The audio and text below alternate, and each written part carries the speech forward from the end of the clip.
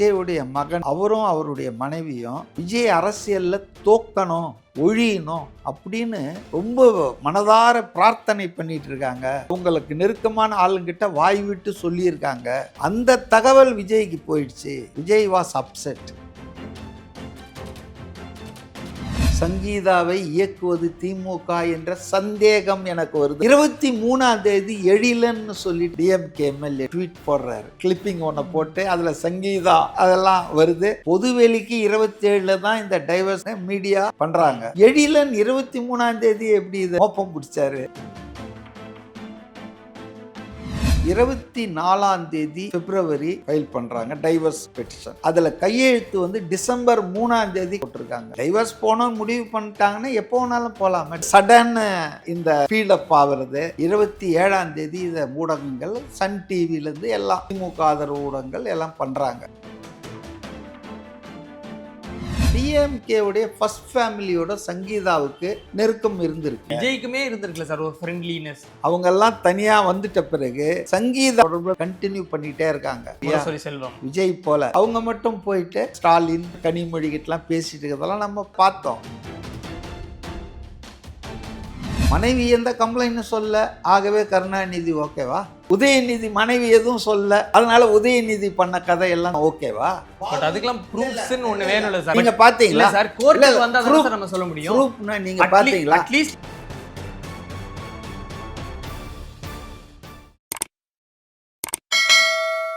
வணக்கம். வணக்கம். இப்போ அரசியல் தவிர்த்து விஜய் அவர்கள் மேல விமர்சனமா வரக்கூடியது அந்த அவருடைய தனிப்பட்ட வாழ்க்கை தொடர்பானது. அவருடைய மனைவி வந்து விவாகரத்து கோரி மனு போடுறாங்க. அதில் சில விஷயங்கள் சொல்கிறாங்க. அதனால நிறையா விஷயங்களை தொடர்ந்து வருது விஜய் அவர்களுடைய செயல்பாடுகள் குறித்து. இப்போ அதுக்கப்புறம் வந்து விஜயே வந்து அதை உறுதிப்படுத்தும் விதமாக மறுபடியும் அதே நடிகையோடு அவர் வந்திருந்தார் ஒரு கல்யாணத்துக்கு. ஸோ இந்த விஷயத்தெல்லாம் எப்படி பார்க்குறீங்க? இதில் வந்து நிறைய பேர் சொல்லக்கூடிய விமர்சனத்தை ஒரு சிலரால் தனிப்பட்ட முறையில் என்னாலேயே கூட ஏற்றுக்க முடியல. என்ன விஷயம் அப்படின்னா, சங்கீதா அவர்களையே திமுக தான் இயக்குது அப்படிங்கிறது. ஸோ இதை நம்ம எப்படி சார் புரிஞ்சுக்கிறது? அதாவதுங்க, இதில் நம்ம அதிகமாக டிஸ்கஸ் பண்ணுறதுக்கு நியாயம் இல்லை, தேவையில்லை. ஒருத்தருடைய பர்சனல் லைஃபு ரைட்டா. ஆனாலும் அவர் ஒரு பெரிய பிரபலமாக இருக்கிறதால அவர் நின்னா தும்மினா இருமுனா அது ஒரு நியூஸ் ஆகுது. ஐ கேன் அண்டர்ஸ்டாண்ட் தட்டு. ஆனால் இந்த விஷயத்தில் பார்த்தீங்கன்னு சொன்னாங்க, நான் ஏற்கனவே சொன்னேன், தமிழ்நாட்டின் வாக்காளர்களில் மிக அதிக எண்ணிக்கையில் இருப்பவர்கள் பெண் வாக்காளர்கள். அவங்களுக்கு என்னன்னா, இந்த பெண் வாக்காளர்கள்கிட்ட விஜய்க்கு இருக்கிற நற்மதிப்பு, நல்ல பேர், இதை வந்து டிஸ்டர்ப் பண்ணோம். நான் சொன்னேன் இல்லை, இந்த மைனாரிட்டிக்கு சொன்னேன் இல்லையா, இந்த பிஜேபியோடு என்னைக்கு ஒன்றா சேர்ந்துருவார் அப்படி ஒரு நெரேட்டிவ் சொல்லிகிட்டே இருப்பாங்க. பிஜேபியுடைய பி டீம் எது இவ்வளோ பிரச்சனைக்கு அப்புறம். பட் இந்த டிவோர்ஸ் கேஸ் பின்னாடி பிஜேபி இருக்குமா? பிஜேபி இல்லை, நான் சொல்கிறேன். நான் இது சென்ஸ் ஜனநாயகன்னு சொன்னேன். இதுக்கு பின்னால் வந்து டிஎம்கே இருக்குங்க. சிம்பிளாக நான் சொல்கிறேன். அதாவதுங்க, அவங்க 2 பேருக்குள்ள ஒரு தகவல் சொல்லுது, 2017 உறவுகள் சரியில்லை, பேச்சுவார்த்தை இல்லை, கருத்து வேறுபாடு வந்துடுச்சுன்னு. அப்படின்னா 9 வருஷம், லாஸ்ட் 9 இயர்ஸ். சில பேர் அதாவது அந்த பெட்டிஷன்லேயே அவங்களே ஒத்துக்கிட்டது என்னென்னா சின்ஸ் 2021. ஸோ 5 வருஷமாக கருத்து வேறுபாடு பிரிஞ்சு வாழறோன்றாங்க. கருத்து வேறுபாடு நான் சொன்ன மாதிரி 17லேருந்து பிரிந்து வாழ்வது 5-6 வருஷமாக பிரிந்து வாழறாங்க. நமக்கெல்லாம் தெரியும். அவர் முதல் தளத்தில் இருக்கிறார், அதே வீட்டில் அதே அட்ரஸில் தான் பெட்டிஷன்லாம் போட்டிருக்காங்க, அதே வீட்டில் தான் இருக்காங்க. இவங்க கீழே இருக்காங்க தரைத்தளத்தில், அவங்க மனைவி. பேச்சுவார்த்தை இல்லை, மன முறிவு வந்துடுச்சு. இது டைமிங் தான் இதில் வந்து ரொம்ப முக்கியமாக நீங்கள் பார்க்கணும். 7 வருஷமாக 5 வருஷமாக பிரச்சனையில் இருக்கிறவங்க இந்த மாடல் கோட் ஆஃப் கான்டக்ட் வெளியிடுறதுக்கு ஏன் காத்துக்கிட்டு இருந்தாங்க? எலெக்ஷன் டேட் அனௌன்ஸ் பண்ணுறதுக்கு கொஞ்சம் முன்னால் வரைக்கும் ஏன் காத்துக்கிட்டு இருந்தாங்க? ஸோ 24ஆம் தேதி பிப்ரவரி அவங்க செங்கல்பட்டு கோர்ட்டில் ஃபைல் பண்ணுறாங்க டைவர்ஸ் பெட்டிஷன். ஆனால் அதில் கையெழுத்து வந்து டிசம்பர் 3ஆம் தேதி கையெழுத்து போட்டிருக்காங்க. 2025 டிசம்பர் 3 அந்த பெட்டிஷனில் கையெழுத்து போட்டிருக்காங்க. ஆனால் பிப்ரவரி 24ஆம் தேதி தான் அது வந்து ஃபைல் பண்ணுறாங்க. ஏன் இந்த இவ்வளோ கேப்பு? முதல்ல ஏன் அவ்வளோ கேப் 7 வருஷம் 6 வருஷம்? டைவர்ஸ் போனோன்னு முடிவு பண்ணிட்டாங்கன்னா எப்போ வேணாலும் போகலாமே, டிசால்வ் பண்ணலாம், மேரேஜ் கேட்கலாம். She has got every right. அதை நம்ம தப்புன்னு சொல்ல முடியாது. ஸோ இந்த ஓவர் டிலே, திடீர்னு சடன் இந்த ஸ்பீடப் ஆகிறது, இது டிசம்பர் 3 7 வருஷம், 5 வருஷம், டிசம்பர் 3, பிப்ரவரி 24, பிப்ரவரி 27. இந்த 24 ஏன் அது வெளியே வரலன்னா அதுக்கு ஒரு காரணம். நல்லக்கண்ணு ரொம்ப கவலைக்கிடமாக இருந்தார். அல்டிமேட்டாக அந்த இரங்கல் அந்த இதில் எல்லாருமே நியூஸில் இது போயிடும். ஒரு நியூஸ் பெரிய கோடு, சின்ன கோடு பெரிய கோடு தான்.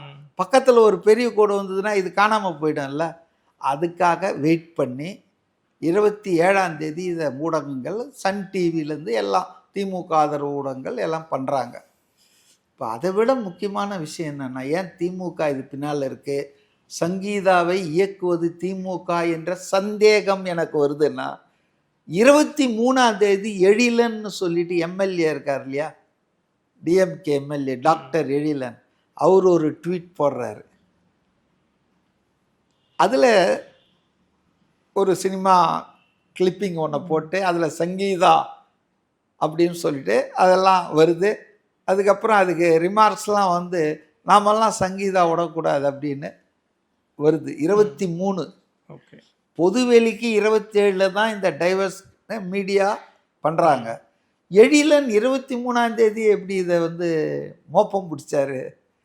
ஸோ அவர் ஒரு டிஎம்கே எம்எல்ஏ. ஸோ அதனால் இதுக்கு பின்னால் டிஎம்கே இருக்குது.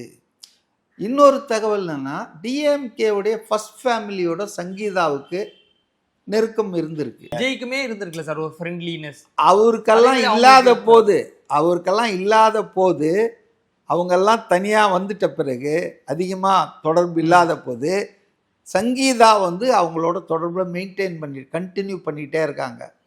அதில் செல்வி, அந்த இவர் இருந்தார் இல்லையா செல்வம், அந்த இதுக்கு இவர் போல, விஜய் போல, ஏன்னா இவங்க பிரிஞ்சு தான் இருக்காங்க. அவங்க மட்டும் போயிட்டு மலர் வச்சுட்டு அங்கே ஸ்டாலின் எல்லார்கிட்டையும் கனிமொழிகிட்டலாம் பேசிகிட்டு இருக்கிறதெல்லாம் நம்ம படங்களில் பார்த்தோம். ஸோ அவங்களுக்கு திமுக முதல் குடும்பத்தை சார்ந்தவர்கள் பிரமுகர்கள் அறிய வாய்ப்பு இருக்கிறது, அறிந்திருக்கிறார்கள், அவர்களோட பழக்கம் இருக்குது. இப்போ இதெல்லாத்தையும் கூட்டி கழித்து இந்த டாட்லாம் போட்டிங்கன்னா, சவுக்கு சங்கர் 3 மாதத்துக்கு முன்னால் ஒரு வீடியோ போட்டார். Vijay should be very careful, ஒரு ப்ராஜெக்ட் ஒன்று ரெடி ஆகிட்டு 3 மாதம் ஜனவரிக்கு முன்னாலேயே. அதாவது இப்போ அவர் போடுறதெல்லாம் உங்களுக்கு தெரியும். அதாவது விஜயனுடைய பர்சனல் லைஃப்பை டேமேஜ் பண்ணுறதுக்கு ஒரு ப்ராஜெக்ட் டிஎம்கே ரெடி பண்ணிகிட்ருக்காங்க. அவங்க எந்த லெவலுக்கும் போவாங்க. அதனால் விஜய் அந்த டேமேஜையும் ஃபேஸ் பண்ணுறதுக்கு தயாராகணும்னு அவர் போன வருஷத்துலேயே சொல்லிட்டார், பல மாதங்களுக்கு முன்பே. அப்போ அவருக்கு ஏதோ காதில் ஏதோ வந்திருக்கு. அவர் தான் துப்பறியும் சாம்பாச்ச, எங்கேயோ நடக்கிறது எப்படியோ வந்திருக்கு. ஸோ இது எல்லாத்தையும் நீங்கள் கனெக்ட் பண்ணிங்கன்னா, இது ஒரு குடும்ப பிரச்சனை அல்ல, இது ஒரு குடும்ப தகராறு மட்டும் அல்ல, இதுக்குள்ள பெரிய அரசியல் இருக்குது. சட்டமன்ற தேர்தலில் விஜயின் செல்வாக்கை சரிக்க வேண்டும் என்ற சதி திட்டம் இருக்குது. இந்த சதி திட்டத்திற்கு அவருடைய மனைவியும் உடன்பட்டிருக்கிறார் என்று தான் துயரமான ஒரு விஷயம். சில நாட்களுக்கு முன்பு பிஸ்மின்னு சினிமா ஜேர்னலிஸ்ட் இருக்கார் இல்லையா, அவர் ஒரு தகவல் சொன்னார், எனக்கே ஆச்சரியமாக தான் இருந்தது. சாதாரணமாக லூஸ் ஸ்டாக்லாம் அவர் பண்ண மாட்டார் மற்ற ஆட்கள் மாதிரி. அவர் ஒன்று என்ன சொன்னார்னா, இந்த விஜயுடைய மகன் இருக்கார் இல்லையா, அவரும் அவருடைய மனைவியும் விஜய் அரசியலில் தோக்கணும், ஒழியணும் அப்படின்னு ரொம்ப மனதார பிரார்த்தனை பண்ணிட்டு இருக்காங்க. அவங்க இதை அவங்களுக்கு நெருக்கமான ஆளுங்கிட்ட வாய் விட்டு சொல்லியிருக்காங்க. அந்த தகவல் விஜய்க்கு போயிடுச்சு. Vijay was upset. ஸோ இதெல்லாம் நீங்கள் ஏங்க ஒரு கணவன் thick of the election battle இருக்கும்போது எல்லாரும் சேர்ந்து அடிக்கும்போது நீங்கள் 6-7 வருஷம் காத்துட்டு இருந்தீங்க. ஒரு 6 மாதம், மே மாதம் ஜூன் மாதம் கொடுத்தா ஒன்றும் கவலை இல்லை. இன்னொன்று இது பின்னால வந்து அரசியல் சதி கான்ஸ்பிரசி இருக்குது அப்படின்றது தான் என்னுடைய இது. இப்ப நீங்க சந்தேகம்லாம் கேள்வி. இப்ப விஜய்க்கு சம்பந்தம் இல்லாத ஒரு நபர் அப்படின்னா அவங்கள திமுக வந்து இயக்கலாம், அரசியல் லாபமோ பண லாபத்துக்காகவோ இயக்கலாம். விஜய் அவர்களுடைய மனைவி இத்தனை வருஷமா கல்யாணம் பண்ணி பிரிந்திருக்கிற மனைவி, வார்த்தை 7 ஆண்டுகளாக பிரிந்திருக்கிற மனைவியாகவே இருந்தாலும் பேச்சுவார்த்தை இல்லாத மனைவி. கணவனை வந்து இந்த மாதிரி மக்கள் முன்னாடி, பொது சமூகத்துல பெண்கள் முன்னாடி கணவனை இப்படி அசிங்கப்படுத்தணும்னு நினைப்பாங்களா ஒரு மனைவி? கணவன் தோக்கணும், ஏன் அப்படின்னு நினைக்க அவ்வளவு வெறுப்புங்க எனக்கு.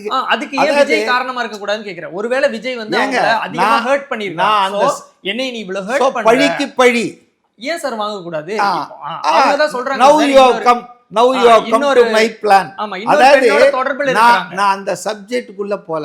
ஒரு கேரக்டர் ஒருத்தரை பத்தி சினிமா ஃபீல்டுல அவர் வந்து சக நடிகைகளோடு கல்யாணத்துக்கு போறது, விருந்துக்கு போறது, மனைவிக்கு காயப்படுறது இல்ல சார், அவங்க தெளிவா சொல்றாங்க. ரைட்டுங்க, மனைவிகள் புரிஞ்சுக்கணும், மனைவிகள் புரிஞ்சுக்கணும். ஒரு ஃபீல்டு அந்த மாதிரி ஃபீல்டு.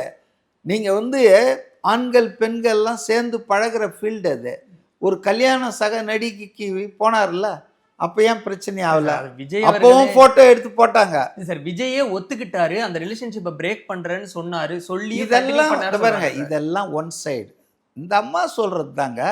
அவங்க என்ன பைபிள்ல சத்தியம்னு சொல்லிட்டு சொல்லியிருக்காங்களா? அவங்க வக்கீல் சொல்லியிருக்காங்க இதெல்லாம், அஃபிடவிட்லாம். ஏன்னா என் கணவர் அன்பானவர், என்னை எந்த தொந்தரவும் பண்ணல, நாங்கள் பிரிஞ்சு தான் வாழறோம், ஆனால எங்களுக்கு விவாகரத்து கொடுனா கொடுக்க மாட்டாங்க கோர்ட்ல. அதுக்கு பதிலாக போனா வக்கீல் சொல்லுவான் பண்ணாருன்னு போடணுமா, மனதளவில் என்னை பிசிக்கலா அடிச்சாருன்னு கூட சொல்லுவானுங்க. அதனால வந்து பிசிக்கல் மென்டல்லாம் வந்து சொல்லி இருக்காங்க, மனதளவையும் உடல் ரீதியாங்க. அது வேணா அதீதப்படுத்தப்பட்டதா இருக்கலாம், பட் அந்த நடிகையோட உறவுல இருக்காருங்கிறது எப்படி போயின்னு சொல்ல? இல்ல இதெல்லாம் நீதிமன்றம் தாங்க முடிவு பண்ணோம். இப்போ நம்ம கிட்ட முன்னால வந்திருக்கிறது ஒரு நபர், ஒரு தரப்பு. விஜய் கன்ஃபார்ம் பண்றாருல சார்? இல்ல விஜய் கன்ஃபார்ம்லாம் பண்ணல, சும்மா வார்த்தையை இவ்வளவு நாள் சேர்ந்து ஏங்க அவர் வந்து யார் பேசுறீங்க? நீங்க ஊடகத்துல இருக்கிறவர் தானே? இல்ல சார், வெளிப்படையா போறாரு சார். கீர்த்தி சுரேஷ் கல்யாணத்துக்கு வெளிப்படையா தானே அங்க போனாரு ஃப்ளைட்ல. அவரோட 6 பேர் போனாங்க, அதுல ஒரு ஆள் திரிசாங்க. அப்பவே போட்டோ எடுத்து போட்டாங்க. மட்டும் தானே சார் வந்திருக்காங்க, 2 பேரும் தான் போயிருக்காங்க.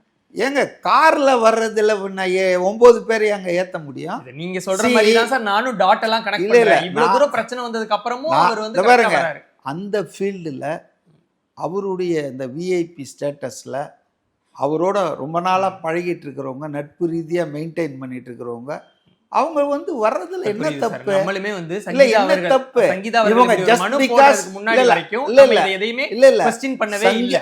அததான் அங்கதான் ரூமர்ஸ் வரும்போது சங்கீதா மீடியாவா எடுத்து இத பேசவே இல்ல. பட் சங்கீதா நடிகைன்னு எல்லாம் குறிப்பிட்டதுக்கு அப்புறம் தானே நம்மளும் பேசுறோம். முன்னாடியே பேச நீங்க சொல்ற மாதிரி இல்ல. அவங்க ஃபீல்டு ஒரு கோ ஆக்ட்ரஸ், அவங்க கூட விஜய் வெளில போறது என்ன தப்பு? அப்ப क्वेश्चन பண்ணல. சங்கீதாவுக்கு சந்தேகம் வந்தது சரியா தவறான்றது வேற விஷயம். இது சந்தேகம்ன்றது பெண்களுக்கு நார்மலா வரக்கூடிய விஷயம்தான், ரைட்டா? சந்தேகம்னு வந்துடுச்சு, அதை அவங்க சொல்லியிருக்காங்க. ஆனா அது உண்மையா தான் இருக்கணும்ன்ற அவசியம் இல்லை, புரியுதுங்களா? அதுக்கு நம்ம பனைமரத்தடியில இல்ல பனைமரத்தடியில உட்காந்து பால் குடிச்சாலும் கல்லு தான் குடிச்சான்னு சொல்ற உலகம் இது. அதனால மனசாட்சிக்கு தெரியுங்க. மனைவி எந்த கம்ப்ளைண்ட் சொல்ல, ஆகவே கருணாநிதி ஓகேவா? மனைவி துணைவி மனைவி எதுவும் சொல்ல, அப்ப ஸ்டாலின் பண்றதெல்லாம் ஓகேவா? பண்ணதெல்லாம் உதயநிதி மனைவி எதுவும் சொல்ல, அதனால உதயநிதி பண்ண கதை எல்லாம் ஓகேவா? பாலு இல்ல பாலு சொல்லிட முடியாது துணை முதலமைச்சர்.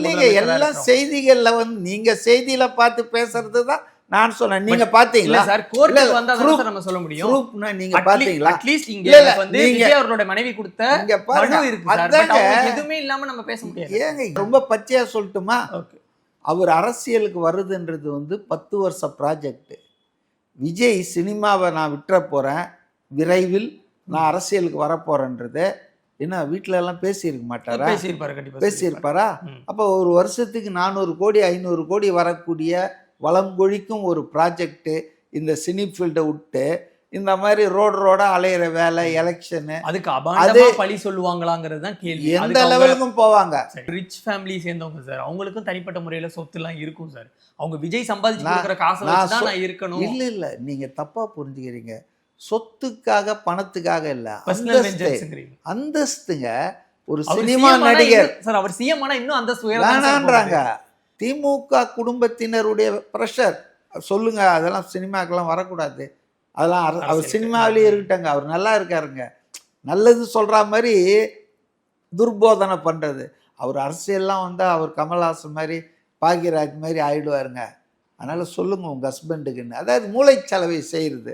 நான் இதெல்லாம் வந்து நடந்திருக்கோம், இல்லை நடக்காமல் இருந்திருக்கலாம் வாய்ப்பு சொல்கிறேன். இருக்குங்கறீங்க. ஆனால் நீங்கள் சொல்கிறீங்க பாருங்கள், இந்த ஹோல் எபிசோடு வந்து பெண்கள் வாக்குகள் மிக அதிகமாக விஜய்க்கு கிடைப்பதை குறைப்பதற்கு தடுப்பதற்கான திமுகவினரின் உபாயம். பட் ஆனா அன்பார்ச்சுனேட்லி சங்கீதா வந்து அதுக்கு ஒரு டூலா மாறிட்டாங்கன்றது தான் எனக்கு வருத்தம். பட் இப்போ அது விஷயம் வந்த உடனே நிறைய பேர் விஜய் அவர்களை ஆதரிக்கிறவங்க எல்லாருமே வந்து நீங்க சொல்வது போலவே ஏன் இதை திமுக இயக்கி இருக்கக்கூடாது, சங்கீதா அவர்கள் ஏன் இப்படி பண்றாங்க, அவங்க வந்து விஜய் இன்னும் நல்லா புரிஞ்சுக்கலன்னு சொல்லியிருந்தாங்க. பட் விஜய் அவர்கள் த்ரிஷா அவர்களோட அந்த கல்யாணத்துல கலந்துகிட்டதுக்கு அப்புறமா நீங்களே பார்த்திருப்பீங்க, சமூக வலைதளங்கள்ல தாவேக்கு ஆதரவாளர்கள் பலருமே அதிருப்தியை பதிவிட்டாங்க. அப்போ அந்த சிம்பத்தியே வந்து மாறிடுது இல்ல அவங்களே சார் ரொம்ப கடுமையா விஜய் விமர்சிச்சாங்க சார். சொல்றது அண்ணா உங்களுக்காக நாங்க களத்துல நின்றுட்டு இருக்கோம், நீங்க என்னன்னா இப்படி பண்ணிட்டு இருக்கீங்க சொல்றது கொஞ்சம் கேக்குறீங்களா? ஒரு அண்டர்ஸ்டாண்டிங் இல்லாத ஆளுங்க, விஜய் ஆதரிக்கிறவங்க எல்லாமே வந்து எல்லாம் தெரிஞ்சவங்களா? நீங்களே தான் சொல்றீங்க தற்கூறீங்கன்றீங்க. இங்க பாருங்க, நான் என்ன சொல்கிறேன்னா, அவங்க 2 பேரும் வந்துட்டு அது வந்தது ஒரு கல்யாணத்துக்கு வந்தாங்க. இதில் என்ன இருக்குது? இதே ஆட்கள் பொங்கி வழியில் எப்போ அந்த கீர்த்தி சுரேஷுக்கு போனப்போ அதே போல் பொங்கல் கொண்டாடினார் கீர்த்தி சுரேஷ் வீட்டில் போயிட்டு, அப்போவும் பொங்கி வழியில். இப்போ பொங்கி வழியறதுக்கு காரணம் இந்த அம்மா பெட்டிஷனில் சொல்லிட்டாங்க. அதுதான், அவ்வளோதானே தவிர அவர் வந்துங்க ஒன்று கேட்குறேங்க, யாராவது இந்த மாதிரி திருட்டுத்தனம் பண்ணுறவன் எலெக்ஷன்லாம் வச்சுக்கிட்டு ஒய்ஃப் இந்த மாதிரி கம்ப்ளைண்ட் கொடுத்தப்போ ஒழிச்சு வைப்பானா, பகிரங்கமாக வருவானா? அது ரிஸ்க்குன்னு அவருக்கு தெரியும். ஆனால் அவர் ஒரு மாதிரியான ஆளுங்க. நான் சுத்தமாக இருக்கேன்டா, நீங்கள் என்ன வந்துட்டு பண்ணுறது? பட் இப்படி கூட நினச்சிருக்கலாம்ல, பெட்டிஷன் போட்டப்போ இவ்வளோ பேர் நமக்கு சப்போர்ட் பண்ண தான் செஞ்சாங்க, நம்ம வெளியே வருவோம், இன்னும் சப்போர்ட் பண்ணா கூட விஜய் தப்பு கணக்கு போட்டுருக்கலாம். அப்படிலாம் அர்த்தம் சப்போர்ட்டுக்கு வச்சுக்கிட்டு அவர் நிலை எடுக்கிற ஆள் இல்லை. அவரை பொறுத்தவரையில், என்னை பொறுத்த வரைக்கும் என் மனசாட்சி தெளிவாக இருக்குது. ஏங்க நான் கேட்குறேன், இப்போ வந்து அந்த நடிகை வந்து அவர் வந்து கல்யாணத்துக்கு கூப்பிட்டு வந்து தான் எல்லாம் பண்ணணுமா? அவங்களுக்கு அவர் வீட்டுக்கு போக முடியாதா, இல்ல வேற எங்கேயாவது கூட்டு போக முடியாதா? இல்ல நான் என்ன சொல்றேன்னா, அதனால அதுல தவறான நோக்கம் இல்லை. கல்பாத்தி அந்த குடும்பத்தின் கல்யாணம் எல்லாரையும் கூப்பிட்டுருக்காங்க, இவங்களையும் கூப்பிட்டுருக்காங்க, அவங்களையும் கூப்பிட்டுருக்காங்க. ஹெலிகாப்டர் ஏங்க அவங்களே இப்போ ஏதோ ஒரு கல்யாணத்துல விஜய்க்கு நாங்க கொடுத்த துணியை போட்டு வந்துட்டாரு, எங்களுக்கு ரொம்ப சந்தோஷம். நாங்க பெரிய இடத்து கல்யாணங்கள்ல வெறும் அழைப்பு மட்டும் கொடுக்க மாட்டாங்க, உங்களுக்கு ட்ரெஸ் மெட்டீரியல் எல்லாம் கொடுப்பாங்க. ஆனால் அது எப்படி இவங்க 2 பேத்துக்கும் ஜோடியாக மேட்சிங்காக இருக்குன்னா எல்லாருக்கும் கொடுத்துருக்காங்க. அந்த கல்பாத்தி அந்த படம் எடுத்தாங்களே, அது என்ன கடைசியாக எடுத்தது, கோட்டா? ஆமாம், கோட்டா அவங்க தான் எடுத்தாங்க. அந்த படத்தில் எடுத்தவங்க இவங்களும் நடிச்சிருக்காங்க பொழுது, அவங்க தயாரிப்பாளர் தானே அந்த அம்மா. அதனால் வந்துங்க இதெல்லாத்தையும் நுணுக்கமாக நான் ஒரே கேள்வி கேட்குறேன், தப்பு பண்ணுறவன் இந்த மாதிரி பப்ளிக்காக வருவானா? பப்ளிக்காக தான் வந்து தான் பண்ணணுமா? அவனுக்கு எவ்வளோ இடம் இருக்குது, எவ்வளோ வாய்ப்பு இருக்குது, அவர் தெரியாதா? அவர் என்ன குழந்தையா? வாயில் கை வைப்பச்சா? எலெக்ஷன் டைமு டிஎம்கே மீடியாலாம். ஆனாலும் அவர் தெளிவாக இருக்கார். எனக்கு ஒன்றும் உங்களை பற்றி கவலை இல்லைடா. நான் ரொம்ப தெளிவாக சொல்கிறேன், it is nothing but a political conspiracy to defame mister Vijay. அதனால் வந்துங்க இதை நம்ம இவ்வளோ பேசியே இருக்க வேணாம். நீங்க பப்ளிக் வந்துட்டு பல சந்தேகங்களை நீங்க கேட்கறீங்க, கோர்ட்டுக்கு வந்ததுக்கு அப்புறம் நம்ம தனிப்பட்ட முடிக்க முடியாது. ஆனா இதுல DMK and DMK family, DMK personalities இந்த விவகாரத்தை பெருசாக்கிட்டு இருக்காங்க. இதை வந்து அவங்க வந்து தேர்தல் வரைக்கும் செய்வாங்க, அதுக்கப்புறம் விட்டுருவாங்க, அவ்வளோதான் அவங்க பர்பஸ் நடந்து. ஆனால் அவங்க நினப்பு தான் பொழப்ப கெடுக்கிற மாதிரி இன்றைக்கி வந்து சொல்கிறவங்கெல்லாம் எப்படி இருக்காங்கன்றது நம்ம தமிழ்நாட்டு ஜனங்களுக்கு தெரியும். சொல்கிறவங்களுக்கெல்லாம் யார் யார் எவ்வளோ ஃபேமிலிஸ் வச்சிட்ருக்காங்க, ஃபேமிலி இல்லை ஃபேமிலிஸ் வச்சிட்ருக்காங்கன்னு எல்லாருக்கும் தெரியும். அதனால் விஜயை பற்றியும் அவங்களுக்கு தெரியும். விஜய் எப்படி பொது வழியில் அவரை பற்றி, அவரோட நடித்த நடிகைகள், அவரோட பணியாற்றியவர்கள், டெக்னீஷியன்ஸ்லாம் இப்போ இல்லை, காலமாக சொல்லியிருக்காங்க. அவர் எப்படி தன் வேலை உண்டு தான் உண்டு, ரொம்ப டீசன்ட் ஜென்டில்மேன், அவர் கூட நாங்கள் நடிக்கும்போது எங்களுக்கு வி ஃபீல் கம்ஃபர்டபுள்னு பல நடிகைகள் சொல்லியிருக்காங்க. அதனால் வந்துங்க, நம்ம ஒரு ஆளை அவதூறு பண்ணுறதுக்காக ஒரு நிகழ்வை பயன்படுத்தக்கூடாது. ரெண்டாவது, கடைசியாக இதை முடிச்சிடுறேன் நான். இந்த ஒரு வாரத்தில் இந்த விவாதங்கள் பெருசாகி ஊடகத்தெல்லாம் பண்ணுறபோது எது பின்னுக்கு போயிடுச்சு பார்த்தீங்க தெரியுமா? 2026 சட்டமன்றத்தில் தேர்தலில் திமுக தோற்கடிக்கப்பட வேண்டுமா? ஏன் தோற்கடிக்கப்பட வேண்டும்? அதனுடைய குறைகள் என்ன? அதனுடைய ஊழல் என்ன? அதெல்லாம் பேசுகிறதெல்லாம் ஒதுக்கி வச்சிட்டோமா? வச்சுட்டு ஒரே காரில் வந்தார்களா, ஒரே காரில் போனார்களா? ஏன்னா ரொம்ப அவசியமான விவாதம். இப்போ புரியுதா உங்களுக்கு? திமுக தன் மீதான non performance, corruption, law and order getting worse every day, murders, தலித்துக்கு against crimes, women against crimes நாளுக்கு நாள் பெருகிட்டு இருக்கு. அப்போ கொடுத்த வாக்குறுதியை நிறைவேற்றாததெல்லாம் இருக்குது. இப்போ இதெல்லாம் டிஸ்கஷனுக்கு வந்தால் தன்னுடைய வெற்றி வாய்ப்புகள் கம்மியாகும்.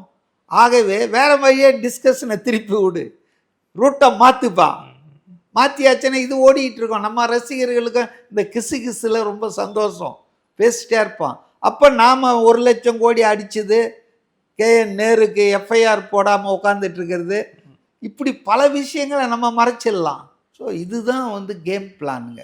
அதனால தான் நான் வந்து ஆழமாக இதை ஆய்வு பண்ணி தான், ஓஹோ இதுக்காக தான் இவ்வளோ வேலை பண்ணுறாங்களா அப்படின்னு முடிவுக்கு நான் வந்தேன். ஓகே, நன்றி.